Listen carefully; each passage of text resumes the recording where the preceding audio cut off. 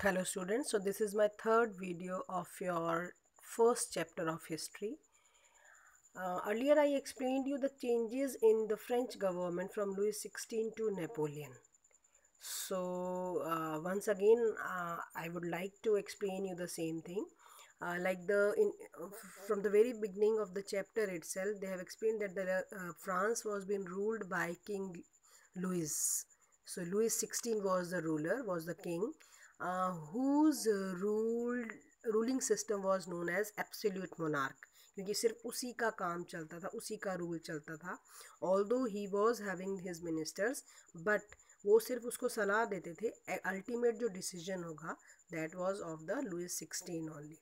Then came your National Assembly. This was been the from the this was introduced by the middle class people, those who came from the third state, क्योंकि उनको लग रहा था कि ये जो पढ़े लिखे लोग थे, they started demanding some of the rights for themselves. They want some limit on the power of the Louis 16 only.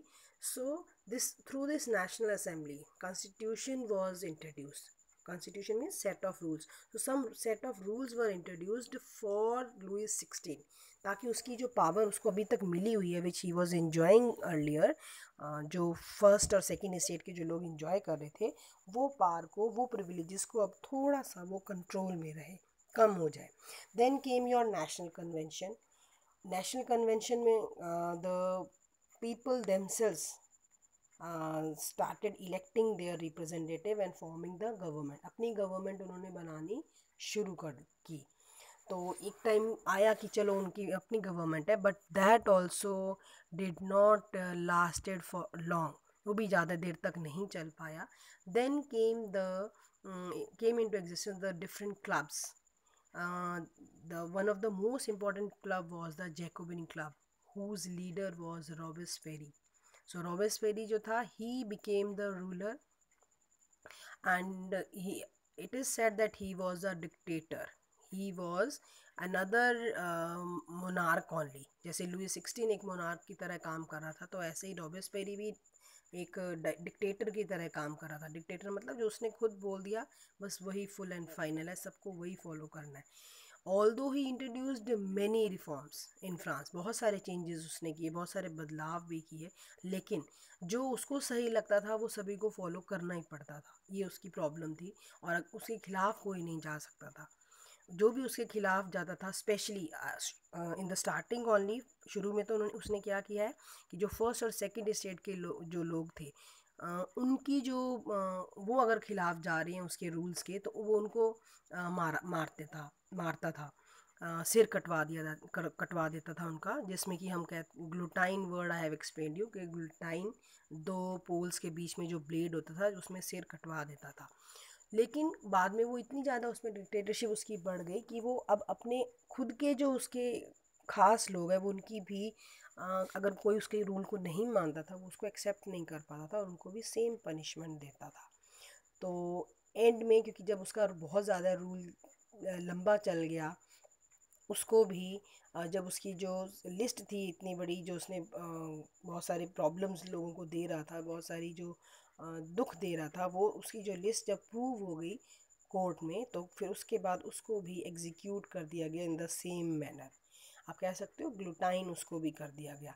Then came the directory. अब क्योंकि पहले से ही आपके कॉन्स्टिट्यूशन बना हुआ था, election through elections only, national convention was also there, through which the judiciary, executive and the legislative was introduced.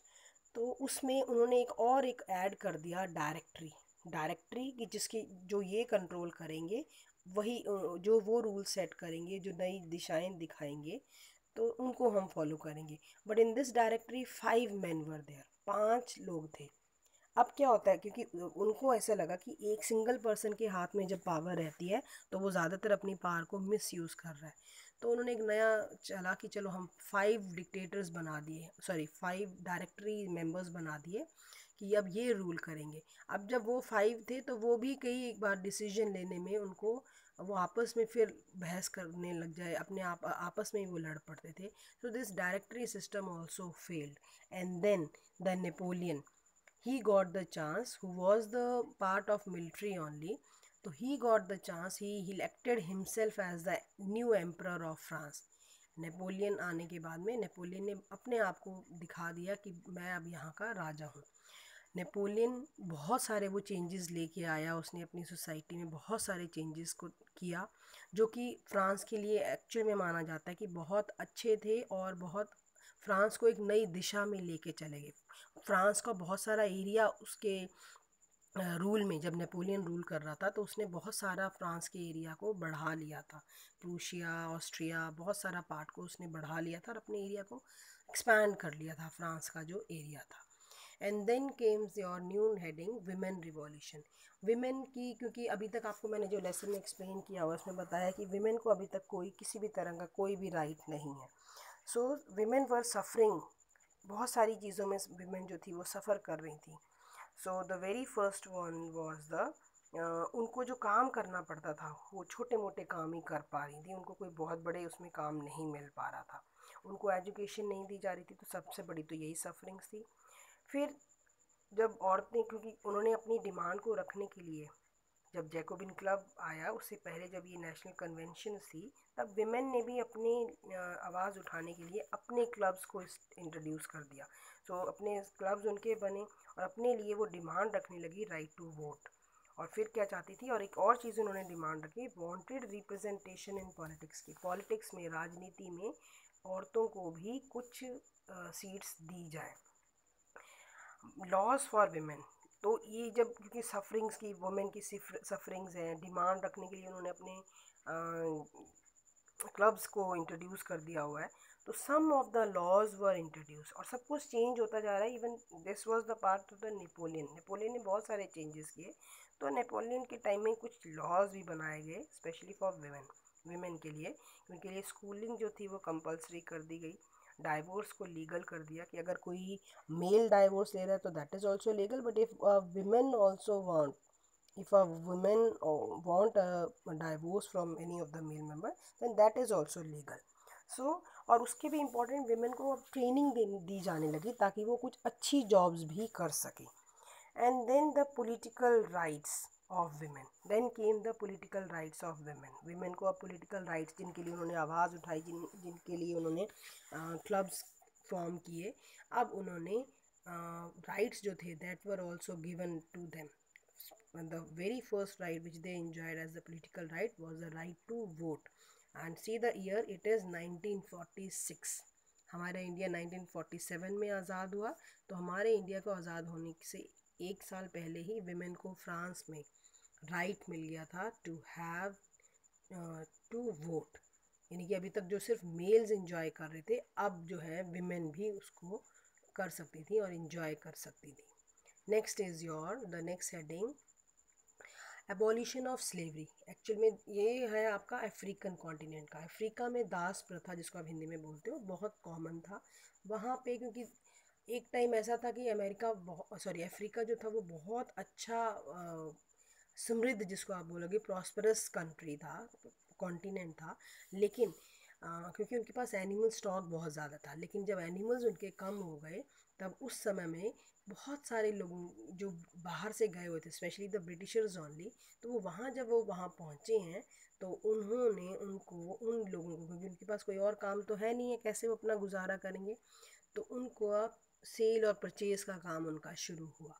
तो उनको जो मीन्स, जो आप ह्यूमन बींग्स को जो बेचना होता है उनको हम बोल देते हैं स्लेव ट्रेड। ठीक है, तो स्लेव ट्रेड वॉज देयर, और उसको ख़रीदने वाले होते थे हमारे French merchants. Rich French merchants जो थे वो वहाँ जाते थे और वो अफ्रीका में से स्लेव्स लेके आते थे, और फिर अलग अलग जगह में, जहाँ पर भी स्पेशली उनको हायर कहाँ किया जाता था, प्लांटेशन ओनर्स में। ठीक है, तो मतलब ब्रिटिशर्स के अलावा फ्रांस भी अफ्रीका में पहुंचा और वहाँ के लोगों को स्लेव्स की तरह खरीद कर दूसरे कंट्रीज़ में, दूसरे देशों में पहुंचाया।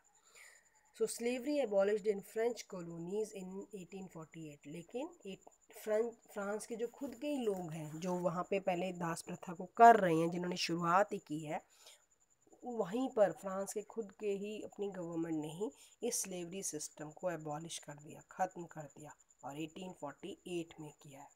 Now is your America. America का भी देखिए ट्रायंगुलर स्लेव ट्रेड।